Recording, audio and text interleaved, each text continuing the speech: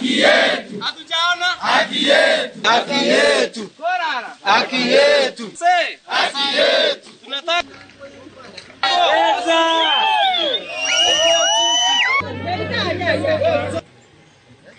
Our factory imekuwa na deni yetu for over 1 year. Exactly the amount of money is an estimate of about 100 million.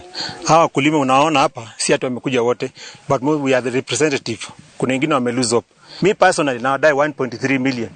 In total most of the people hapa, it's a total for farmers of Kisii, Kericho, Nyamira and Bomet County, it's over 100 million. Wao ndio walizoongeleza watuambia wako sure wiki mbili pesa imeingia, kila mkulima apate pesa yake. Hiyo wiki mbili ka expire, watu walikia hata karatasi, na hiyo karatasi ili expire tarehe 24. Tumesunguka kwa hii serikali yetu ya Kenya yote, maofisi, kwa maaskari, tumeenda kwa CID, hatujaona matumaini yoyote. Ni kama huyu Kigen, yeye anashinda